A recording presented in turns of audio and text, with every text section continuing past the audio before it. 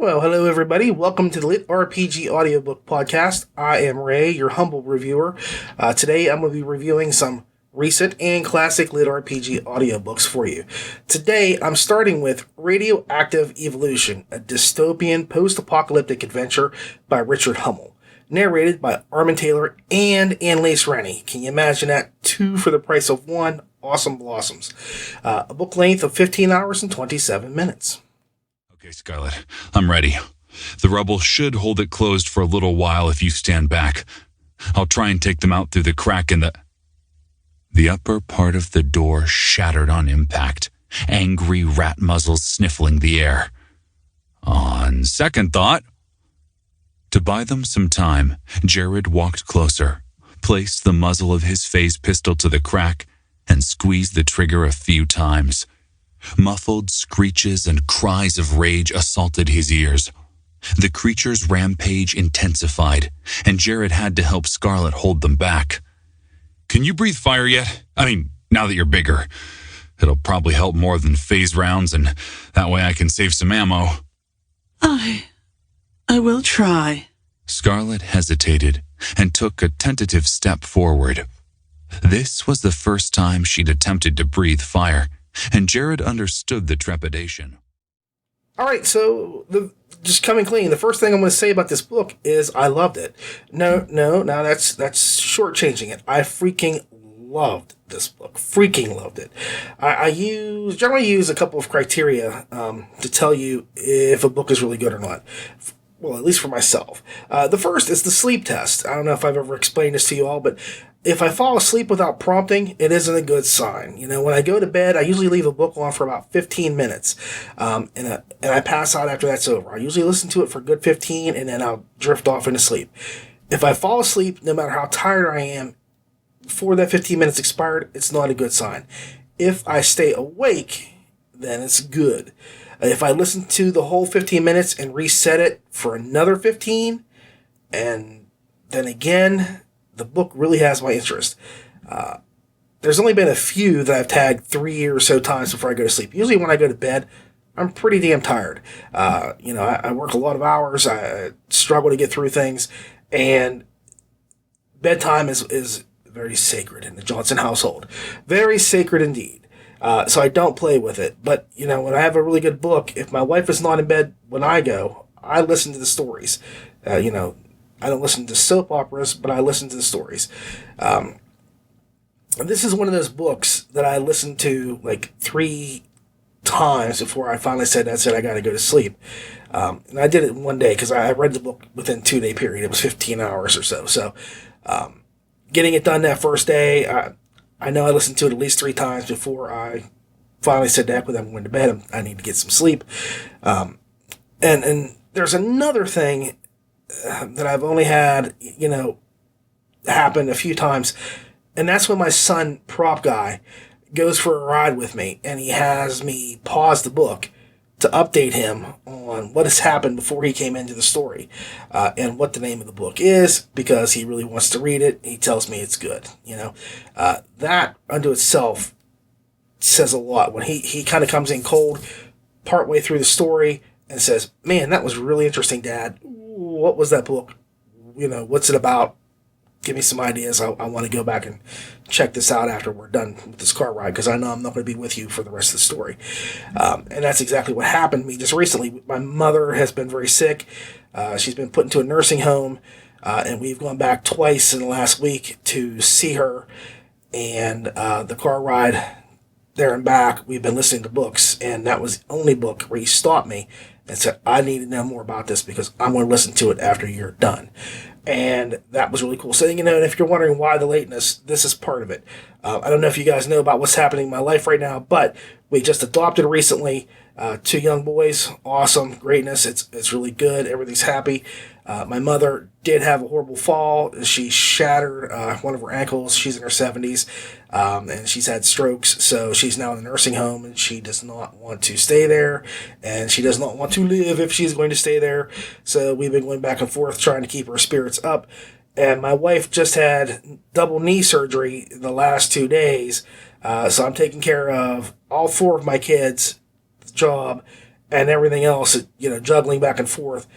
So I haven't really had time to sit down to do this. So this is the first night I've had a chance to just kind of come in here and do this. And so I apologize for it coming out so late yet again. But like right now, my life has been crazy. Last week, my boss was on vacation, and I had no time to do anything with all the other stuff happening. So I'm trying to keep up with that. So I apologize, and I'm going to just come right out right now and just say, again, I'm very sorry. My goal was to be ahead. I wanted to get a couple of things recorded well in advance of this. It just hasn't happened yet. I'm going to try very hard to get several shows under my belt so that I have time to do things and keep it up on a regular schedule. So my apologies. But anyway, Prop Guy, my son Thane, really, really loved this book. So I know this is an excellent book. It kept me riveted throughout. And I only had 2 drawbacks to the book, and they were minor. Okay, now first, and it's really not a drawback, this is what I would call like a light lit RPG. The elements are all there, but not in the way that they pop up continuously. They're not always in the way of stuff. There is a progression and increase to stats, but not a ton of little RPG stuff. And that's fine. I'm only throwing this out there as a heads up for people who like their stuff a lot more crunchy, a lot more heavy. Myself, I'm really cool with it. As long as the story has elements, I could care less. It qualifies for me. I like Gamelit just as much as I like LitRPG. Sometimes I go back and forth on which is, more accurate. There are some guys that they can just sit down and do things, with stats and numbers, and there are people like me who, if you ask me to create stats and numbers, I'm going to cry, go to bed, suck my thumb, wake up the next day, and pretend I never talked to you, because I'm not a number cruncher. I'm not. So, I can get that if somebody out there is like me. Why make more work for yourself? Why do that? I don't know. Okay, my only real issue was that the advancement/progression wasn't really refined very well. And by that, I mean it runs off of percentage points, which I completely get. Again, I'm terrible at math, and stats is hard, okay? So making things go easy by saying, well, this is a percentage of this, that's smart, because it never really goes into, problems, because you can say, well, I just put 50% of my power into this and boosted it up to here. But it never really detailed, and this is where the problem comes in, what the percentages did after they were applied, other than to say, I applied 35% to this ability or stat. I followed it, but I needed some more mechanical work before it left the garage, you know what I mean? I think it just needed something else. Again, nothing major, but it needs noting, okay? Anyway, the book is set in a post-apocalyptic setting, which radiation threatens to wipe out the humans left on the Earth unless they receive periodic shots of nanites from the upper-class dudes that kind of escaped in the past to these big old floating cities. Life is hard down below. Very hard. Life above, not so much. The MC, Jared, is an explorer who scouts out areas looking for anything he can manage to salvage. He ends up being led into an area that gives him some pretty good loot after he follows the footsteps of another explorer who he finds dead. He managed to find amongst the treasures a few new nanite injectors and a mysterious stone before being forced to flee when the sounds of a large monster begins to make itself known. He later discovers that he has stolen a dragon's egg by accident and ends up bonding to it via a special set of nanites that he's used. And it's not very complicated. It's pretty simple. The story goes into it, and it goes along pretty well. I honestly thought that this was the way that Dragon Seed, if you listen to SBT, was going to go. But that book really emphasized the whole first part of becoming a dragon rider before you ever get to meet the dragon. Here we get to see the dragon go from hatchling into horror as it grows and maxes itself out pretty quickly. There is no question as to whether it's going to max out pretty quick, because it goes from being a little teeny dragon to a big one pretty fast. And it's not a spoiler. You're going to know that because it's one of the main characters. The interplay between Jared and Scarlet, the dragon, is really well done, and it feels natural and organic. They play very well off one another, and this is the best part to the story. To me, the only time the story slightly bogs down is when it focuses on other creatures, like the mer people or the other dragons. I get that they both need some sort of a love interest or, being with their own kind, especially Scarlet. her whole job is to bring back dragons into the world. But the book really flows when it's just them against the world itself. I think the nanite interactions are fun, and they were a great way to deal with dystopian issues that they were facing. You don't see that in very many books. This was pretty cool. It was a good idea, great concept. The narration is just absolutely banging. The tag team of Armin Taylor and Annalise Rennie, just unstoppable. Okay, like Jared and Scarlett, they played very well off each other. Taylor has a presence and voice that makes me wonder why he is not sought after more often. Aside from Hummel, the only two other LitRPG authors I can think of that have used him are James Hunter and Chris Carney. He needs more work. I mean, this guy just kills in this business. Rennie brings a nice sardonic attitude to the dragon and lets you believe the dragon can be wise beyond her years while still being played as a very young creature. So it's more like I was just born, but I know more than you.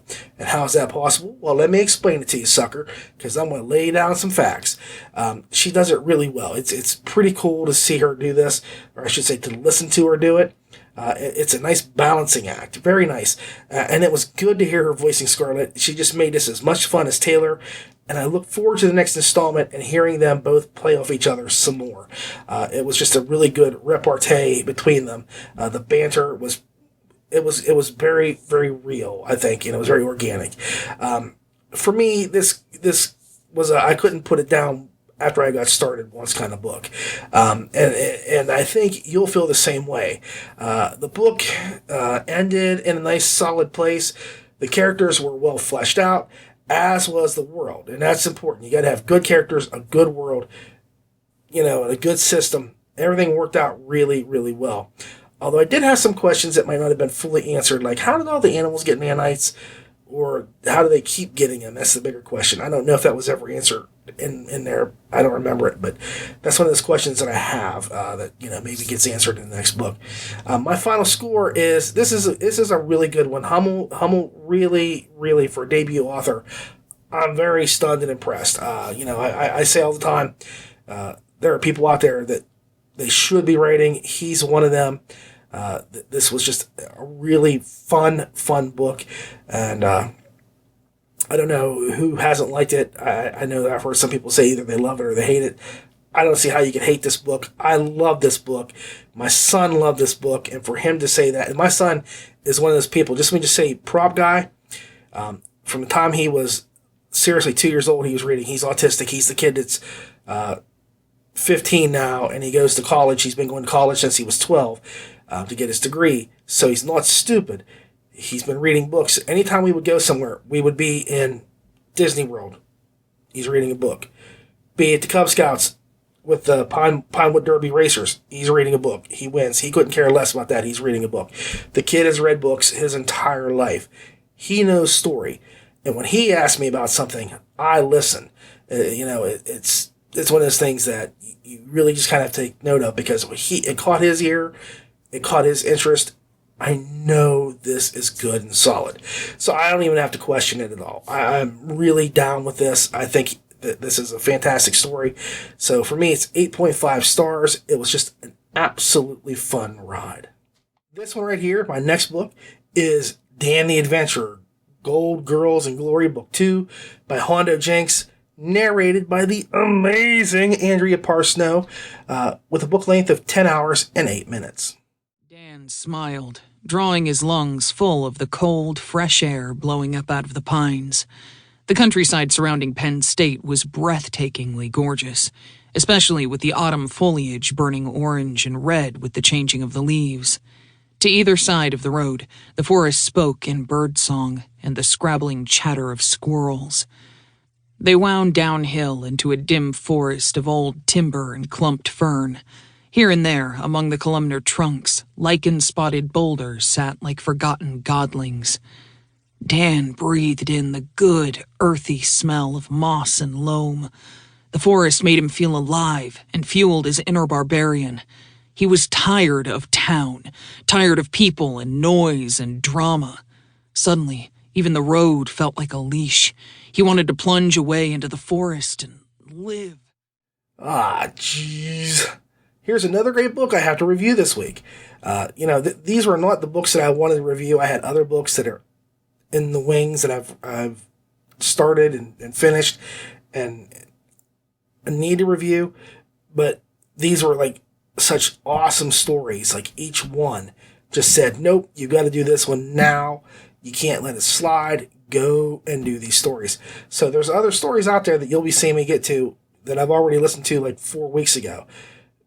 This is one of those ones I just couldn't let it go. I had to get this out to you guys as soon as possible because I really, really like Dan the Adventure. It's pure, cheesy fun.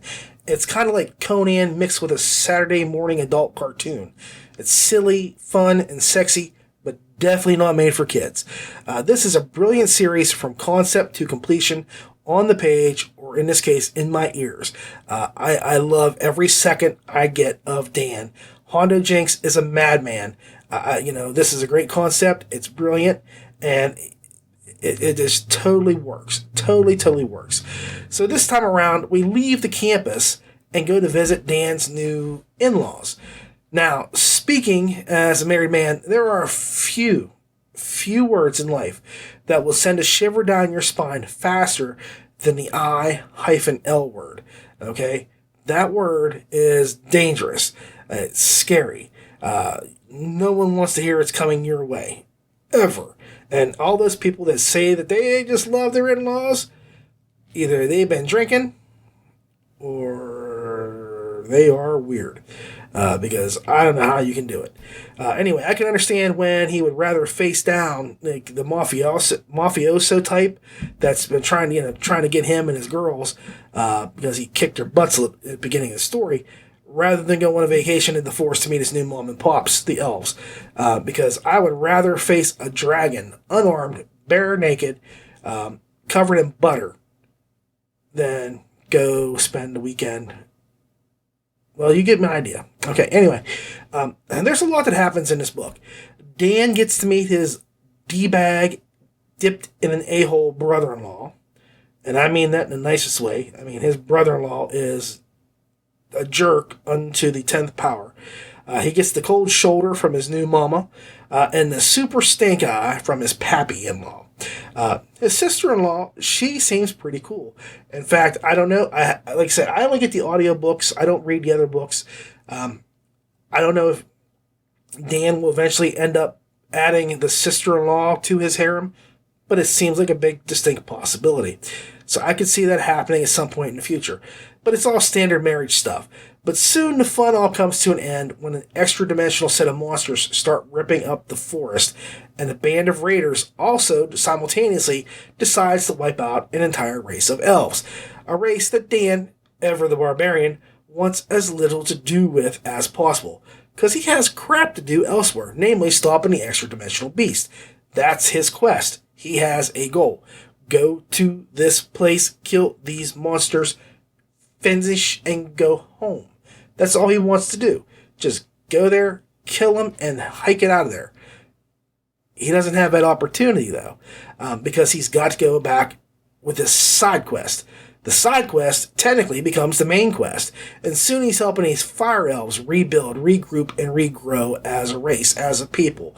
And he does it kicking and screaming the whole way there, which I totally get. If you want to look at it as a barbarian, he's not going to like the elves because they're magical.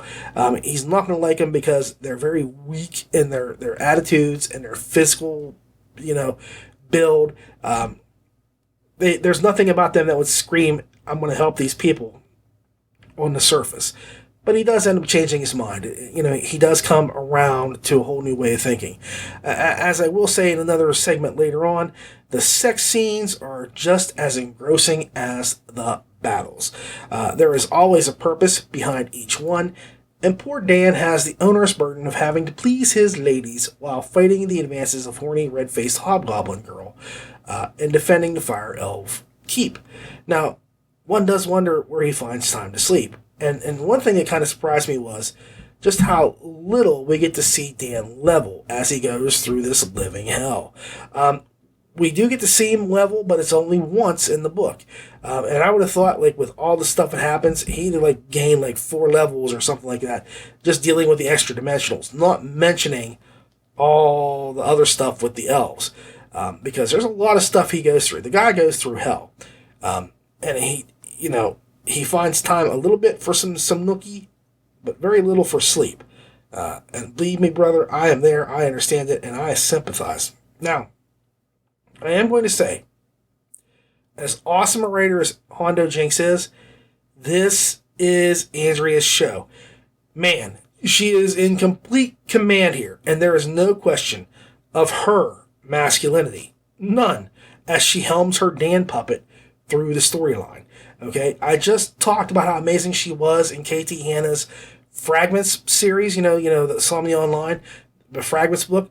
But I have to say, this is some of her best work. She places so much emotion into one little word. Please. Just please. That it really hit me deep in my feels. There is a scene where the Hobgoblin Warrior Maiden is literally begging Dan to have his way with her. And she just says that one word. One word. Please. Just that single please made me want to say, damn it, Dan, if you can't pony up, I'm going to go do it. This girl needs some loving. Truthfully, I am really not into red-faced, muscular green girls. That's not my flavor. If you want to know the truth, I like short, pale, dark-haired chicks. It's been my modus operandi up until the moment I met my crazy wife and fell in love with her and got married. And I say that with all respect, but my wife is whoop, and I always fall for crazy chicks. So, short, pale, dark hair, and that's my stuff. And green and muscular and red-faced with tusks, not for me. I could see where you would have an aversion to that, but at the same time, I know that you don't, Dan, and so there's no reason not to go out and just do the deed.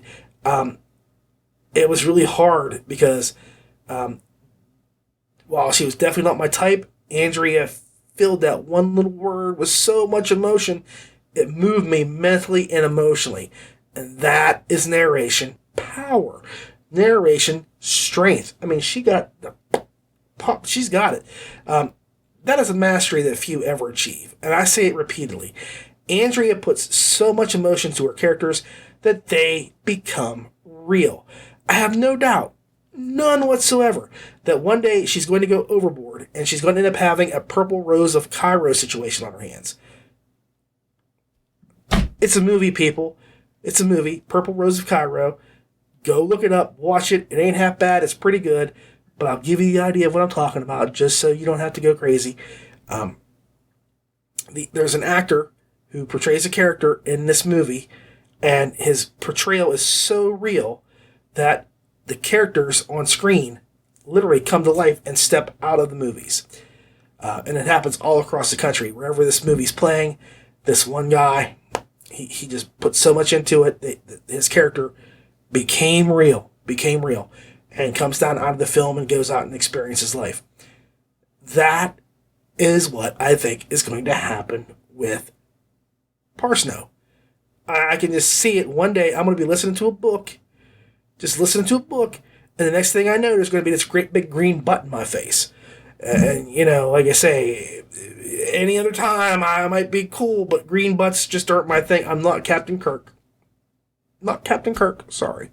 So, she better tone it back just a touch. Just cut it back, okay? The book is amazingly good fun. It is action from start to finish. There are werewolf transformations. I love werewolves. They're some of my favorite monsters. You can see I got the Trick or Treat special shirt on today, just because it's a horror book. Everything about this book is just fun. And it does make me think of Thundar and Conan and, Kull, all the big barbarians, that you would ever want to. And trust me, Thundar trumps Conan anytime. Just because he's post-apocalyptic and has a magic sword. Fun. This is the same thing. And I wish Dan had a really good sword. His other sword got broken, and he's kind of swordless right now. I kept waiting for the the fire elves to kind of pass one over to him, but it didn't happen. I was very stunned. Anyway, Dan shows you what a modern barbarian is like. It's very fun. I'm loving this series. It is solid as granite. My final score is 8.45 stars. Parsnow just steals the show, and she brings it to life. I literally mean there is life infused into the narration. So good, it's scary. But again, barbarians are scary. So just watch out, because you may get sucked into this world and find yourself there for real. All right, guys. Well, I think this is my final segment that I've recorded for tonight, so I'm going to go shave. But anyway, I'll see you next week. Hopefully, I'm going to try and get in it. I'm going to sneak. I'm going to sneak and cheat and record maybe like 8 segments at once and just have 2 shows ahead of time, if possible. That way, I've got some breathing space to work with, and that way we're not missing things just because I'm so backed up with everything. And again, I do want to apologize for that. I'm going to say it now because I've already recorded the other parts of the show, the ending parts, because I've already recorded my SBT stuff and the thank you very much for coming by kind of segment end. So, just bear with me. I'm trying to get this under control and take care of things. Life has just not been kind with its time as I've been going through lately. So thank you. Take care. God bless. And get this book. It is such a good book. It's such a good series. I could probably go higher. I'm I'm horrible with numbers. So I don't know if I even justifiably gave this thing the proper score, because I really love this book. And it is so real and deep for a barbarian. Thank you. All right. Next up, I'm going to do Siphon, A Touch of Power, Book 1 by Jay Boyce. Narrated, and I'm going to massacre this name, so forgive me, Samara Nimi. I can't do it, so I'm sorry, Samara.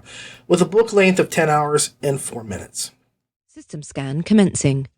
Initializing profile. Traveler, welcome to Andara. You have been placed in the country of Kahoi. Good luck on your adventures. Jade stared blankly at the floating blue box in front of her, trying to make sense of it. The room was eerily quiet, and she glanced around startled. Gone was the constant hum of machines that were keeping her alive and measuring her vitals. In a panic, she swiped at the air to get rid of the boxes so that she could look around, only then noticing that she could wave her arms without obstruction. Utterly flabbergasted, she paused, staring at the simple room that was revealed with the absence of the blue box hogging her vision. Gone was the sterilized white hospital room, and in its place was what resembled a dorm room.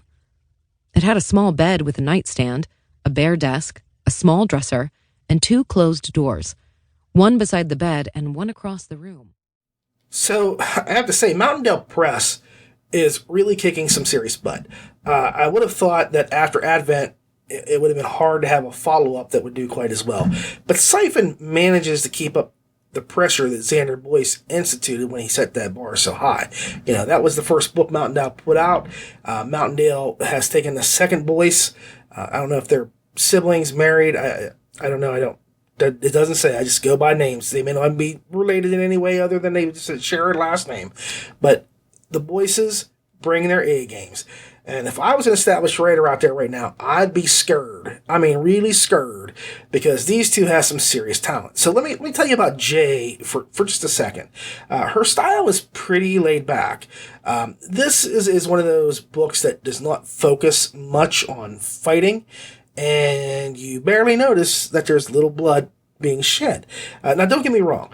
There are a few monster attacks, but overall, the book is about a girl from Earth who is always on the brink of dying and ends up in a magical realm with game-like rules after she shuffles off her mortal coil. So how bad is it for her? Well, she literally has to learn to eat and walk. Luckily for her, Jade, she has the ability to siphon stats and skills from the people she touches. So there's no leveling. Like, she doesn't go from being a level 1 siphon to a level 10 siphon. That's not in the cards for this book. Here it's just like you get your stats and you just increase them unto themselves. There's no level, no gaining of power, so to speak, other than increasing your skills to whatever they are until they're maxed out. And that would be the same thing with their physical attributes. So this allows her to just pretty much learn anything and increase her stats far more easily than if she had to go about doing it the normal route. In fact, when she first appears there, she's pretty much a skeletal being, and she ends up being referred to as being a zombie just from her appearance. So it's pretty fortunate she can do this because she's pretty weak when she first arrives. So the book is a fun, dare I say it, slice of life. Yeah, I don't like slice of life. In which we basically just follow the MC, Jade, around as she meets people and sucks them dry of their powers, so to speak. Now, there were a few flaws, and I'm gonna point these out because I really like this book. The book is very inventive, very ingenious. It is fun, but I did have a couple of issues with a couple of things. They are not game changers in any way, shape, or form. They don't make me change my mind about what the book is, what it's about, how it's perceived. I love the book. I think it was fantastic, but there were a couple of things I just have to talk about. Okay? First, there are a ton of secondary characters. So many that towards the end, that there was a point where Jade was just rattling them all off, and it felt like the end of Romper Room. Now, I don't know how many of you out there even know what the hell Romper Room is, but when I was a kid, there was a show called Romper Room. And at the end of the show, the school teacher who had the kids in the class would come out and she'd hold this magic mirror up and it would vanish and you'd see her face through there and she'd say, "Oh, I see Bobby and Tommy and Joyce and Susie and Andrea and Annalise and Charles and Dave and Ray and Ramon." And you would just sit there and wait every week and hope they said your name. Well, it was just like this endless list of names. And this is what it came off as. It was really at such a point where I realized that I had no clue who 99% of the people that she was rattling off were. Because in my head, as I was listening to the story, I would assign characters by their jobs. So I would say there's librarian, there's the spy master, here's a soldier, here's the count, so whatever they did for a living or what they were known for, as the king or the prince, that's what I went with.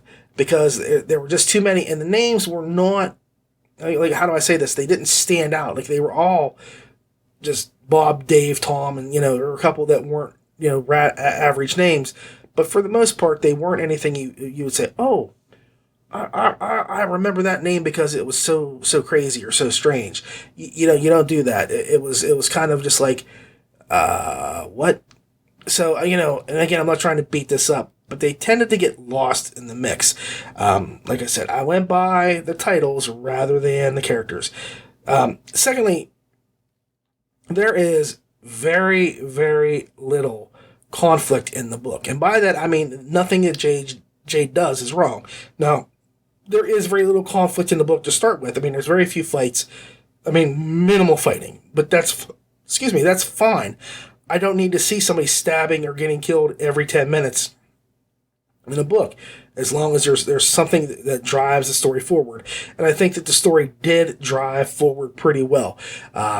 She carried the story with just her search for, siphoning and, learning new things and doing magic.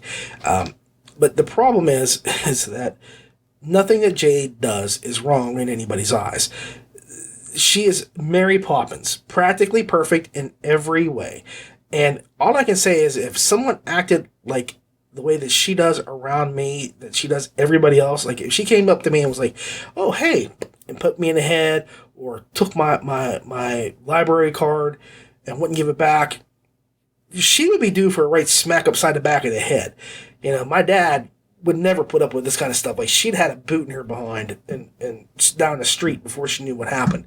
And she'd have been siphoning his footprint off her butt because she's very childish, very, very childish in her acting.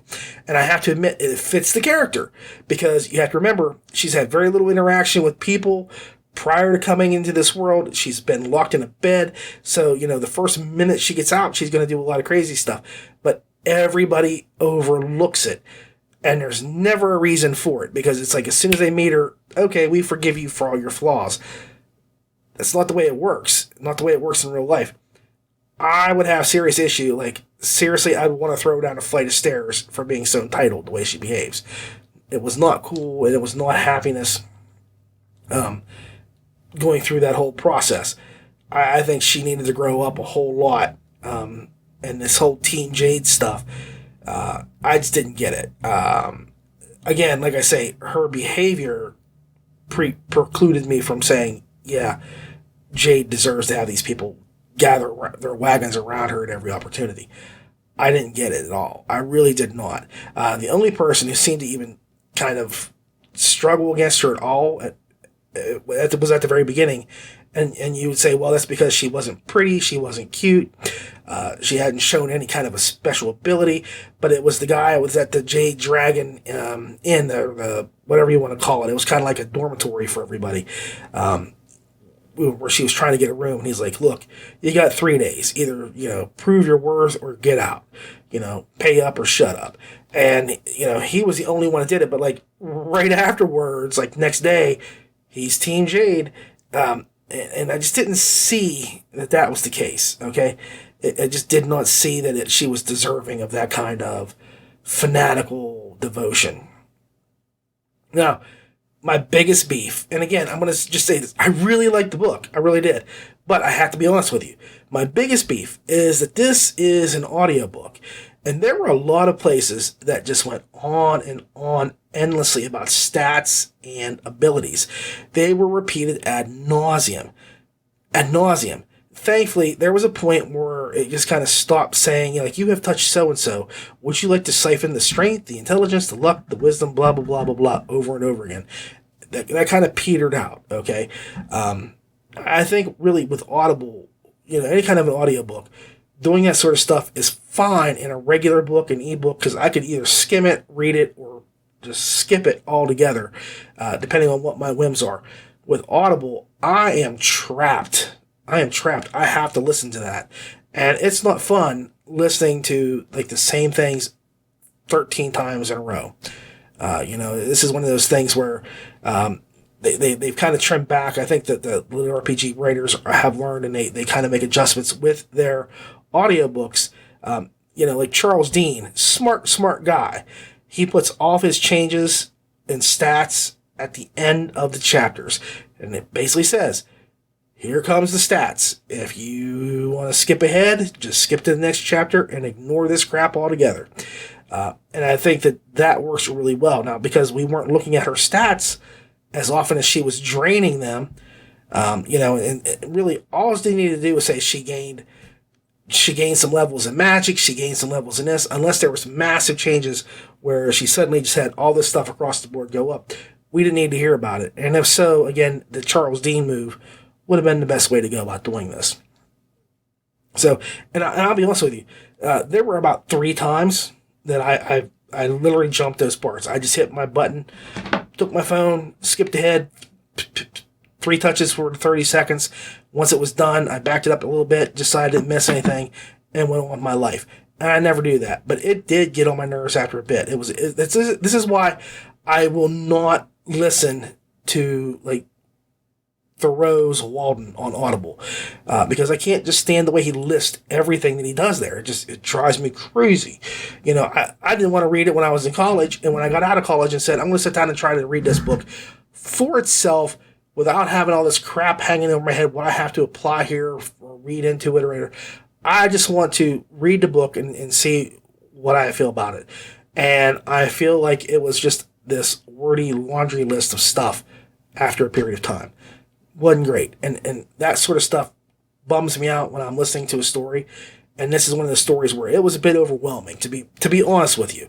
And this is my biggest beef. The other stuff was just me saying, oh, here, by the way, I'm going to throw this at you. This was a big beef, okay? So Charles Dean has it down. Maybe follow that lead next book around. Samara, excuse me, a newbie to the LitRPG neck of the woods, narrates his tale very well, And I think she does a decent job. She reads out the story in a very sublime way, very mellow, very relaxed. But when she has to, she does manage to amp it up, such as when Jade cries out for help. This was way better than the average narration, and I think she could find a home here if she wanted to. The only thing, I don't know how to even word this. The only thing I had to question, so I don't know if it was Samara or if it was Jay who did it, but there was a scene right towards the end of the book when she goes to her first class. Jade is going to her first class, and she's looking things over, and there's these magical light bulbs glowing in this alcove, and they were in, some of these glowing balls were in what she said were braziers. Now, I don't know, if Jay Boyce miswrote the word and just typed in brazier and no one caught it, but I want to say I went back and re-listened to it like 3 times just so I know I didn't imagine it was brazier. I wasn't thinking of boobs. I have read, some of the Jamie Hawk stuff recently. So, I wasn't thinking boobs, brazier. I went back and listened to it, and it absolutely is 100%. It is the word brazier. So either they have these hot glowing coals in a brazier, or it's supposed to be a brazier. And I don't know if it's a brazier or not, because I'm not from that magical world. They do some crazy stuff there.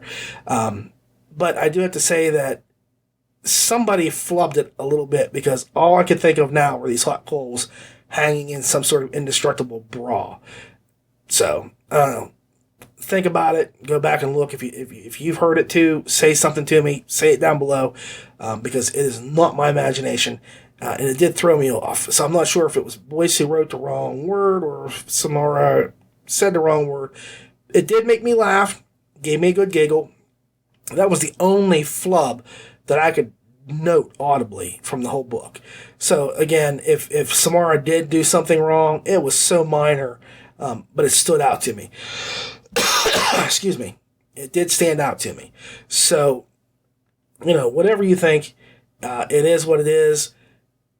But just be aware, you may hear about some hot glowing braziers. Now, while it might seem like I was totally crushing this book, I really liked it. There was a lot going on. And I think with some really great tweaking, it would be really fantastic. But there were a couple of the problems that I had. Now, like I say, I'm coming off of Xander Boyce with Advent from Mountaindale, and I'm not trying to compare them. It's apples to apples, apples to oranges, oranges to oranges. I'm just going, the first book was amazing. Mountaindale has a winner here. There's no question in my mind that they have a winner here. But it's not quite to that same level just because of a couple of the things I said. Secondary characters did not stand out to me at all. And that's a problem. That's a problem. I think that secondary characters should not just be, the milkman, the librarian, and the king, and, whoever. They need to be a little bit more than that. But that's how I had them in my head, and I couldn't distinguish who was who. Like down the list, there were like so many characters. I couldn't have told you who they were. So that needed to be there. But my biggest problem was how nothing that Jade did was wrong. I think she was a very childish acting person, and I think that the things that got overlooked were only overlooked because that was just part of the story. Real people wouldn't have looked things over quite so easily with her. So I'm going to just say, as good as the one is, I'm going to just say this on its own, standing here unto itself, it's an 8.1. It's still a good story. A couple of little tiny things, if especially the audio stuff, if it gets reworked, it would probably be higher, because that was my biggest beef throughout the thing, was the constant, I seriously think that there were probably 10,000 words that were added to the story just by the repeating of, you have touched so-and-so, do you want to? And, here's the list of the stats, here's the list of this, and going through it over and over and over and over again. And then after that, it was like every time that she increased something all the stuff got read out. It was just overwhelming. And I would just say, just list the stuff that got changed. If everything's changed, then make a note and say, here's why it was changed, and then put that at the end of the story, at the end of the chapter, because that works way better. And for me, if I want to listen to it, I can, and if I don't, I won't. Like with Charles Dean, I do skip those sometimes just because I know what's been changed and added already. And I try to not do that more than twice in a row. So just some suggestions, but right now, 8.1, it's a solid book. It's really fun. Even if it is a slice of life, I have to say it was an enjoyable book. Okay, so the next book I'm doing is actually my Sound Booth Spotlight. Hooray! This is what this whole thing's about. Anyway, I'm going to be doing Super's X-Heroes 2, a Gamelit space opera by Jamie Hawk, narrated by Justin Thomas James, Jeff Hayes, Yvonne Sin, Carly Crawford, with a book length of 6 hours and 11 minutes. Once Charm had blown her alertness power into the faces of Gale and Twitch, we all started to get feeling back into our limbs. Before the voices returned, we were managing to push ourselves out of bed. The Nihilists? Twitch said, her brow furrowing as she looked at Charm. You're certain? Well, maybe.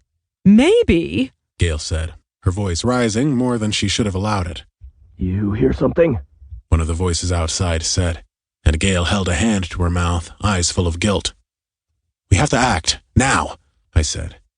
Twitch pulled up her screens and started moving numbers around, but frowned. Nothing makes sense here, she said. What do you mean? It's like it's the same programming, the same code, but in a different order that should be wrong. I can't figure it out. Shit. I ran my hand through my hair, glanced at Gale, and asked, Any ideas? She grimaced. Hit him with everything we've got? Well, like I said, this is my Sound Booth Spotlight for the week. This is Super X-Heroes 2. In honor of the SBT team taking on some, shall we say, burlesque-style names, I've decided that I will refer to Justin Thomas James from this point forth in this review as Smoke Wagon James. One, because he has that nice smoky voice that kind of clouds your mind as he speaks. And the other is that because a smoke wagon is just another name for a handgun. I think the euphemism is pretty clear. And the connotations of that, the connotations should just go unquestioned. Don't even ask about it. Now, I will be reviewing with my own burlesque name in honor of the SBT team. I will be going by the nom de plume of Belly Bucker. You can just figure out what that means too, if you like. I even had to grow this here awesome burlesque mustache for this here segment. So don't anticipate seeing it again. This is just a little too much. Anyway, I have to say that I really enjoyed this book much more than I did the first one. Not that I didn't like the first one at all. I liked it a lot.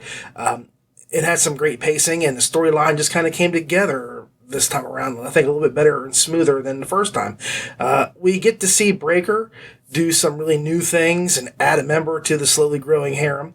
The only negative was that one of the most interesting characters, Charm, is absent for a good chunk of the book. Charm is kind of one of my favorite characters. She's a lot like Andrea from, the Super Sales on Superheroes. Either you get it or you don't.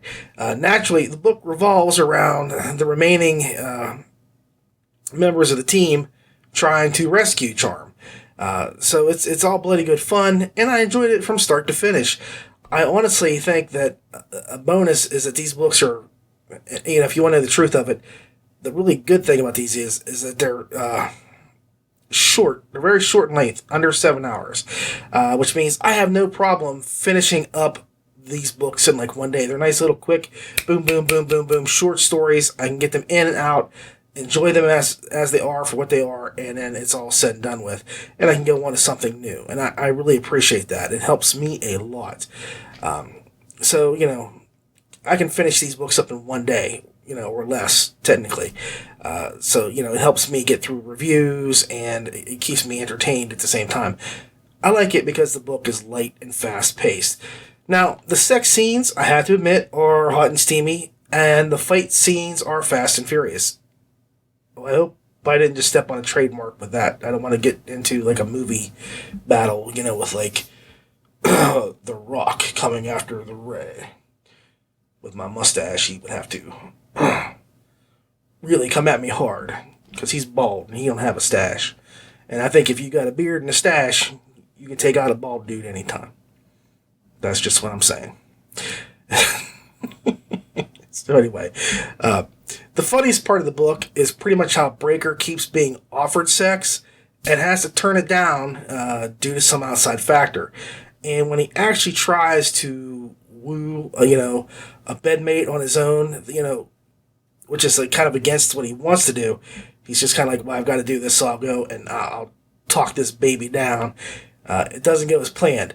And that is the best part of this novel. It's the desire competing with the denial, just as it does in real life. The sex scenes are tastefully done, and I have to say that those two burlesque type ladies really know how to paint a mental picture. So if you're yelling at me to tell you a little bit about the book itself, here's where I do that. Well, it kind of picks up right where the other left off. So if you read the first book, you know that they went into a little black hole, thought they were going to die, found themselves somewhere else. The team finds himself in another dimension, which is where they really end up. A place where their powers don't work right, or they don't work at all. Once Charm gets snagged, the team does do their best to find her, but it doesn't stop Breaker from stealing Quinjets or fighting in an arena to kind of level up along the way. I think Breaker actually grows a lot in this book, and it was nice to see him dedicated to his team of ladies. He does a lot of things that shows he's there for them more than he is for himself. The SBT sound team really knocked this out of the park. Like I said, the ladies, Yvonne, Sin, and Carly Crawford, know how to make Hot and Bothered look like it was taking a nap when Horny and Ready to Go came in and took its place. The only thing missing was the Bow Chicka Wow Wow music when they started to get it on. Smoke Wagon, you are pretty sweet on the keyboards, I hear. You might want to add that in next time for a little bit of flavor. Just a little bit of flavoring. Breaker made the move on Charm. Bow Chicka Wow Wow, Bow Chicka Wow Wow. I think he could pull it off. It would be like really classy, really classy. But if you want to know the truth of it, I could listen to these women's dulcet tones and just be mesmerized very easily. So I give them a lot of credit. Smoke Wagon James manages to play Breaker as a dude who is just a little bit unsure of himself, but coming into his own finally. He's just beginning to get out of his brother's shadow when he meets his brother and steps right back in. But Breaker's awkwardness, it's slowly sloughed off as he comes into his own. His own what? Wait. No, I did not just go there. I'm sorry. Blame the stash. Just blame the stash. I've got to go shave this off. Either way, I'm glad I recorded this segment first, or I think I'd be out of control by the time the show was really finished. Maybe I'll tape the end segment next and then shave it off, but it's got to go. It's already been way too long right here. So, like I say, I feel like Chet Sandberg, before he shaved his off. Either way, this was a real blast of a book. I enjoyed it. SBT brought their A game and converted it into a whole alphabet. So the final score is 8.3 stars. Jamie Hawk really has this down, and he's right up there with me saying I like Harmon Cooper or MSE or Jason Cipriano. Those are the things that really were, those are the writers that he kind of reminds me of. It's the same kind of a feel. Not that I'm saying he copies them or mimics them, just that his style is similar in some ways. With harem stuff especially, you kind of have that come up one way or another sometimes. So, basically, he's a really good writer. It's fun, and it's short. It's a nice little candy bar. It's a candy bar that you really want to eat and savor. So 8.3 star, guys. Well, I really hope you enjoyed this show as much as I did, reviewing some of the books here. There are some amazing books, as always, on today's show. I hope you give them all a good try. All I can say is, I know I had fun listening to them, so I know you will too. I guess all I have left to say is thank you very much for watching, everyone. I do appreciate you taking the time to watch or listen to the show. If you want to support us, you can. You can like the LitRPG Podcast Facebook page or the YouTube page, or just share and like the video. I sincerely hope that you've enjoyed the show.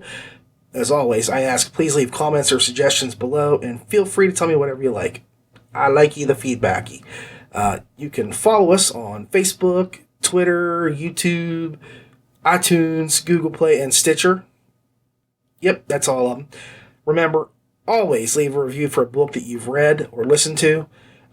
They really help the authors. The more reviews, the better it is. For the LitRPG Audiobook Podcast, I'm Ray. Keep listening.